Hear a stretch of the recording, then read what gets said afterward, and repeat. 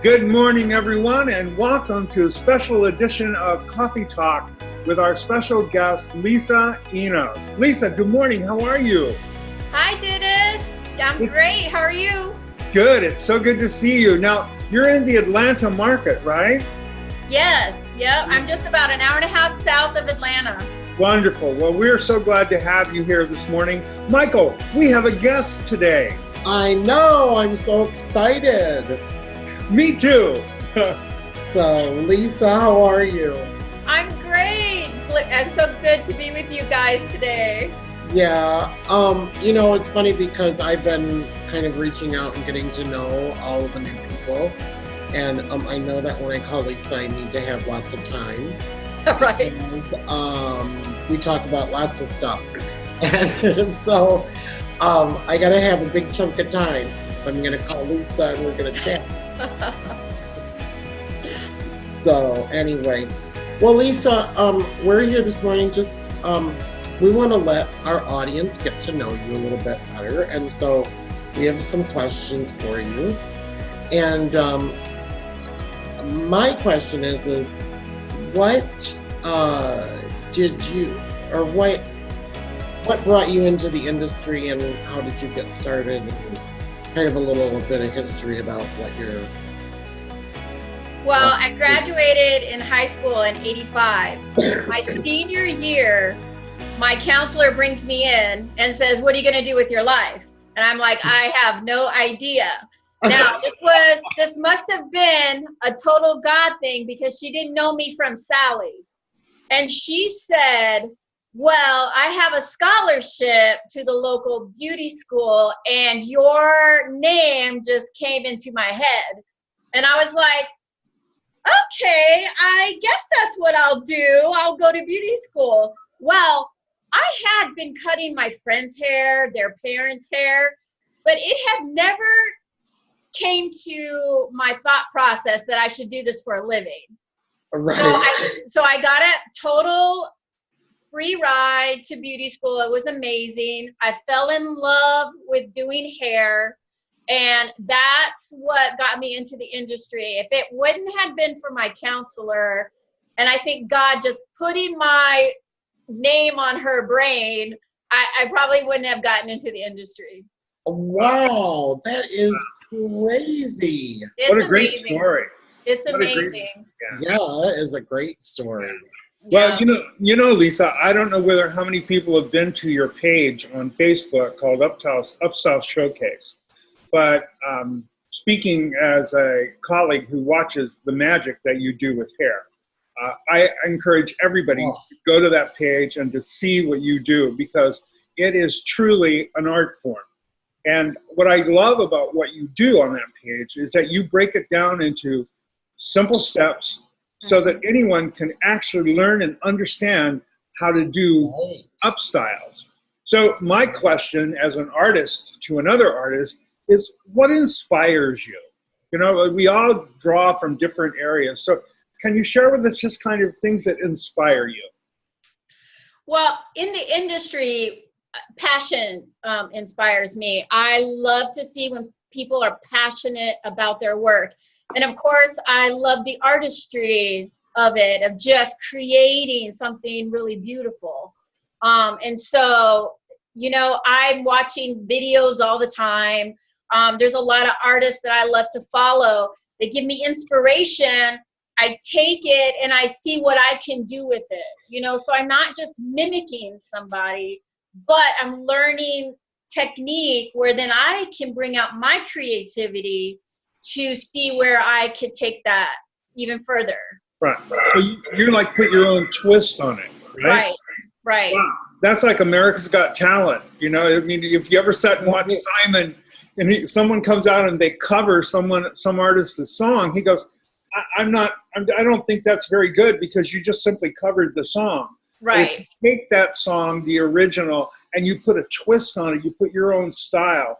That is great, and people need to know how to do that. So I'm real excited about that, and I'm glad you shared that with us. Thank you so much for that. Oh, thank you. So I have my next question for you is, what challenges have you faced, or pitfalls, or something that's, taking the wind out of your sails in the business? Well, I've been in the business 30 years, so that's a long career for a hairstylist, right? I have I to. think right out of school, I didn't start off well, because in school I have a really like a snowbird community, right? So everybody comes from the winters down there. So we did a lot of perming, shampoo sets, and cutting. And I went, because I was so comfortable and I did that really well. I went into that kind of salon, and I stayed there too long. I really wish I would have been more challenging to myself, and when it went into something that kind of scared me, which was a lot more hair color and a lot more technical cutting, and so I didn't really push myself. And then, but I did get into another shop after that, where I learned a lot from stylists around me who were a little more advanced than I was, which was great. I think you always need those people in your life.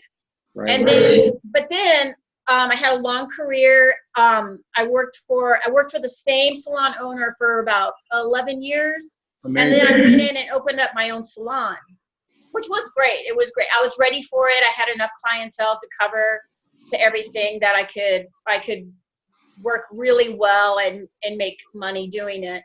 But then I got married to a Marine, and we've been all over this country. So that was a challenge, because we moved so much. Some places I would be only there for under a year, and it wasn't time for me enough to go into a salon or build a clientele or even get my license there. So I try to find other avenues that I could do hair. So I would get with these local bridal shops, and when they would have fashion shows, then I would do their hair for the models for the fashion show, which I loved that. That was great. But it was a way for me to keep being in the industry. I also worked for Armstrong and McCall as a sales rep for them for a little while, which I saw that side of the business, which that was great, because I'd go to these hair shows. I love the behind scenes, which is really chaotic of what goes on behind everything. But that was great too. It was eye-opening for me, just on the business part of the industry of merchandise and product and salon owners that you get to know. And that, Michael, right? Oh, about yeah. That. Yeah, so it wasn't until my husband retired that I said, okay, you're retired, I'm going back to work. And I took a leap of faith. I opened up a salon. I didn't have any clientele. But I'm really good at building clientele quickly. So, and now I have a couple of girls that are in the salon with me. It works really well. I love education. That's really my passion. So, where I'd go to the local beauty schools, and I offer to teach them a class. And that's where I would kind of build up how to teach. And I kind of found out that I have kind of a knack for it, But I love being around other hairdressers and always talking shop, of different techniques and stuff. So that's really my passion that I'm working toward now. Okay. Wow. That's that's really amazing. You have an amazing story. You guys. And a lot of people have that. There's quite a few people that sometimes have that natural tendency. They're just engaging. They're simply just engaging people, and that's a really great asset. So I have a question for you. Let's play Back to the Future. Okay. So let's imagine now, with all your journeys you've gone through and all the things you've learned, if you could go back and visit your 20-year-old self, what one piece of advice would you share? Well, especially getting out of school. To me, you really do have to find a mentor. You have to find your tribe of the kind of salon you want to work in, the kind of stylist you want to be. I didn't really have that mindset when I went for my first job. You know, I kind of looked at it as a job. And if I go back and tell myself, I really would have looked at it as a career, you know, and I would have told myself to push myself more. And this is the thing you get into, you're like, I can't afford education. You know, a lot of stylists. And I was one of those when I was really young. I cannot afford it. I'm going to tell you, you cannot not afford to keep educating yourself. Exactly. I wish I would have pushed myself and realized that the money I was spending would have been such an investment and would have come back to me tenfold. You know, so that's what I would tell myself if I was going to go back. That's great. That's great. Great information there. And for any of those young people in this business, new people in this industry, that's really little nuggets of gold you've just shared with them, Lisa. The importance of understanding that investment in your own education and finding your tribe and finding a mentor, and more than one, right? Because you learn a little bit from all the different mentors that you have. So thank you so much for sharing that with me. Oh, Michael, you have a question for Lisa? I don't. You don't? No. Why don't you do the next one, Dennis? Why don't I do the next one? All right. So, so Lisa, why don't you tell me, what is the biggest lesson that you've learned in your career? You know, some of us have a really big lesson where things just clicked, or a question was answered that we've been struggling with. Is there any point in your career where you really, you know, that was the moment, that was like the biggest lesson that you've learned? I know there's lots probably after 30 years, but there's a lot.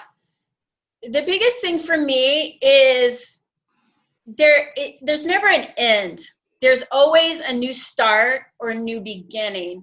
You're never too old. I mean, I just turned 50. I'm not ashamed to say it. Yeah, you know, and so I would say you can always start over. You know, before I thought, well, my career is kind of probably ending, you know, but then I was just like, no, it doesn't have to end. And I started taking so many classes to get up to date with everything new that was going on. And then it just reignited my love for doing hair. So, you know, nothing ever has to stop. If you're thinking I'm done, it doesn't have to be an end. You always can start again. The biggest thing in my life, and I'm going to tell anybody in their life, you cannot let the fear of failing stop you from continuing going on. You know, Amen. I'm not saying that I don't have fears to fail, but I don't let them stop me or paralyze me from continuing to try stuff, you know? And then I always like this quote from Joan Rivers. She said, they asked her what made her so successful. And she said, I was smart enough to walk through every door of opportunity. Amen. And that's all you have to do. You know, doors open all the time. It's fear that makes us not walk through them. Right. And you know what? If that door didn't work, there's another door. There's a window. There's all kinds of things. You just can't let the fear of failing just stop you. Right. You got to just move on and try something, another thing or another avenue. So I think that's the biggest thing that I've learned, you know, so far. That's great. That's great. Well, you know, if I can, I want to share with you what my mentor always said to me. He said, there's always two things that work, you know, and he says, fear is really an acronym that is false expectations appearing real. And he says the counter to fear is faith. If you have faith and you walk through that door, it may not work out. Right. Failure doesn't mean you're finished. It just means that door didn't work out, go to the other door. So I think that's a great message that you're sharing with everyone. Yeah, exactly. So thanks for that. Michael? Well, yeah, and so I have the last question for you, Lisa. And I mean, I just think it's great. You know, one thing that touches me about Lisa's story is that her husband is so supportive of her. Yes. And that she's made all these sacrifices. Mm-hmm. A little misty. She's made all these sacrifices for the family Yeah. during his military career. And now he says, it's your turn, Lisa. Yeah. And I think that is such a testament to what a marriage should be, right? Yes. So anyway, oh my goodness. That's one of Oh my those. goodness. That's one of those. That's one of those unwritten rules of behavior in a successful marriage. Right. Yes. Right. So Lisa, that being said, and I just wanted to put that in there because I think that's a really important piece of your It is. story. What are your plans for sharing and teaching at the gathering this year in September? Okay, well, so if you watched so I haven't, not just the Upstyle Showcase, but my actual teaching page, which is the Easy Updo, I break down a hairdo. So I think people are so intimidated when people come in and they want, their hair up and they just don't know where to start. So I feel like I know how to give them a map of where to start, and I give them basic things that they can take and use their creativity to take beyond what I teach them. But I do like how to do basic, like just sets, but they can use texture of different techniques to change that into looking different. But I have some basic things that you can put in your toolbox so that even if somebody comes in and you don't know how to do an updo, you can have one or two in your toolbox that are easy to do, So that's why I like to call my class the Easy Updo. It only looks complicated, because it's something you look at like they don't know how you did it. But actually it's something very easy that you did, but it just looks really hard. So that's the kind of stuff that I like to teach. And pinning techniques and stuff, because I'll see beautiful upstyles, but you see pins everywhere in the hair. That's a pet peeve of mine. I can't stand it. I want to pull them out and redo them. So I think just basic pinning, teaching people how to do that. And also just trying to find balance. Just like when you're hair cutting, coloring, same thing in an upstyle, you have to have balance in a hair. So that it, even if it's, at an angle or it just still has to have the balance in it. So it's still really pretty and, yeah, because it can't all be here. Look like you're walking around like your head. Right. Yeah, or you don't want to take somebody with a very long face and then pile their hair way up here, So you want to find balance, just like you do in a cut. You want to find balance in that hairdo to give them a really pretty facial shape, Yeah, my beauty school instructor used to always criticize me when I started learning how to do things like chignons and things like that. He goes, that looks kind of like a tumor. You need to work on your balance. So I had to learn to step away and look at it. So a tumor? Yeah. Like this growth coming off their head. Because I didn't step away. I was so focused on making sure that I got the hair the right way and got the pins in properly. Exactly. We get lost for the forest, for the trees. Yes, we do. Yes, we do. Yeah. Wow. Well, listen, Lisa, it has been really great chatting with you. You have been so informative, even in this session that we've had. I mean, anybody who is listening to this, if you haven't picked up any of Lisa's hot tips, shame on you. You should be taking notes. Right. I would suggest. See why I always have to have a good amount of time when I talk to her. I mean, it's just like, and then we just start feeding off of each other. And I have to tell you, I just have really enjoyed getting to know you better. Oh, me too, Michael.